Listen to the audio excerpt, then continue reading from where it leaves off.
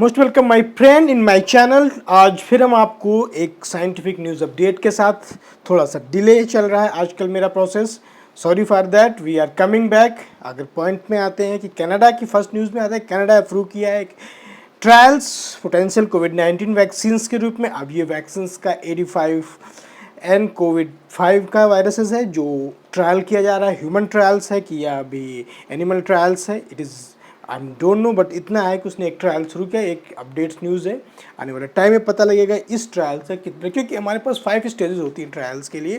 तो ये किस स्टेजेस में ट्रायल शुरू किया है ये आने वाले टाइम में पता लगेगा सक्सेसफुल। जिस तरीके से ऑक्सफोर्ड यूनिवर्सिटी अब ह्यूमन ट्रायल्स लास्ट स्टेज पर है, उसी तरीके से मे भी ये भी हो, दैट्स गुड।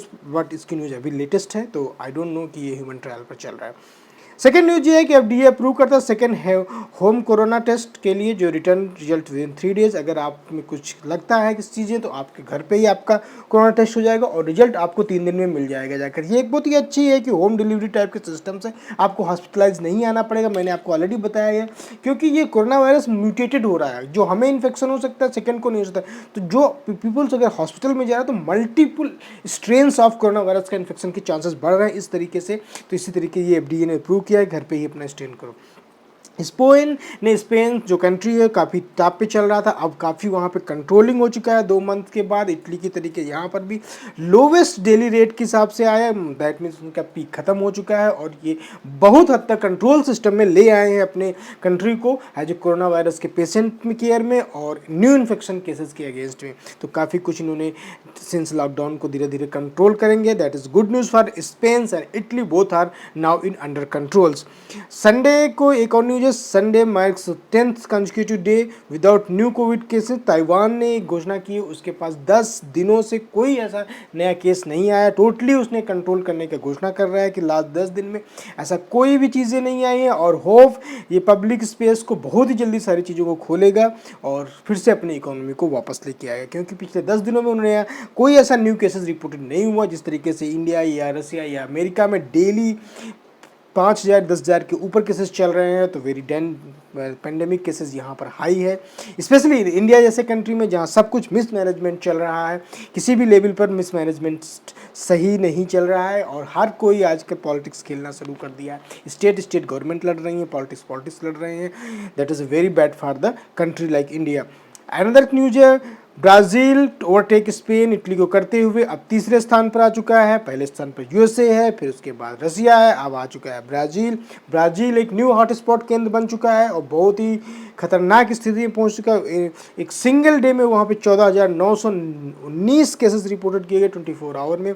तो आने वाले टाइम में ब्राज़ील को बहुत ही ज़्यादा नुकसान होने वाला है, ह्यूमन क्राइसिस के साथ साथ economically everything that's cause is the mismanagement of government just like in India. अब इस केस में देखते हैं कि पिछले लास्ट दिन में 24 आवर 2900 डेथ रिपोर्ट की गई वर्ल्ड वाइड में और टोटल डेथ 3,15,000 हो चुकी, न्यू केसेस 66,000 हो चुके, टोटल केसेस 46-47,000 के प्लस हो चुके हैं, एक्टिव केसेस 26,20,000 के ऊपर है, रिकवर्ड 18,46,000 के आसपास। तो चलते हैं हम इंडिया के केसेस में। अब आते हैं हम इंडिया के में और वर्ल्ड लेवल पे कंपेयर करते हैं। तो इंडिया में पिछले 24 घंटे में जहां कल 90,000 के आसपास था, आज 96,000 हो गया है। अब आप देख सकते हैं एक दिन में इंडिया में 5,000 प्लस के हिसाब से इंक्रीज इन्फेक्टिव केसेस हुए हैं। डेथ भी 3,000 प्लस हो चुका है और रिकवर्ड केसेस की तो हम अच्छी बात करेंगे, हो रहा है यहाँ पे 8% हो गया, अभी तक 9 था। ऑलरेडी मैंने आप लोगों को ये सारी चीज़ें बताई हैं। और यहाँ पर आप एक चीज़ और नोटिस कर सकते हैं आकर, यूएस अब इसमें सबसे टॉप पे रसिया आ चुका है। तो आप समझ सकते हैं कि कितना बड़ा नुकसान, ह्यूमन क्राइसिस हो रही है पूरे वर्ल्ड लेवल पर एक इंसान, एक कंट्री की वजह से जो अभी भी वहीं पर है। This is a very biggest disaster for the whole humanity in the whole world. Russia जहां काफ़ी कंट्रोल माना जा रहा था पिछले 1.5 महीने पहले, आज नंबर 2 पर आ चुका है।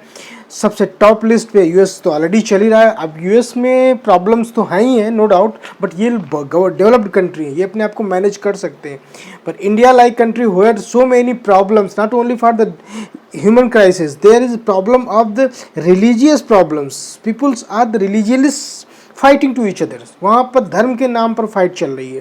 तो यहाँ पर सबसे बड़ी प्रॉब्लम है कि कुछ लोग ऐसे हैं जो इस चीज़ को भी सीरियस नहीं ले रहे हैं। मुझे नहीं पता क्या होगा, but this is the loss of human crisis with economically, आप यहाँ देख सकते हैं पिछले एक दिन में 5000, उसके पहले 4800, 3700, दिस इज केसेस बहुत ही तेज़ी से नंबर से बढ़ रहे हैं और ये बहुत ही डेडली होगा। और इसका जब पीक शुरू होगा इंडिया में, लॉट ऑफ प्रॉब्लम, और आप लोगों ने माइग्रेट्स जो लेबर्स हैं उनकी प्रॉब्लम्स तो देख ही रहे हैं। तो टोटली मिसमैनेज हो रहा है गवर्नमेंट को, स्टेट गवर्नमेंट हो चाहे सेंट्रल गवर्नमेंट, स्टेट गवर्नमेंट की फाइटिंग चल रही है। तो इसको प्लीज़ मैं तो रिक्वेस्ट करूंगा गवर्नमेंट को आपस में बात करें और इसको जितना जल्दी हो सके सॉल्व करें, वरना हंगर से बहुत से लोग मरेंगे।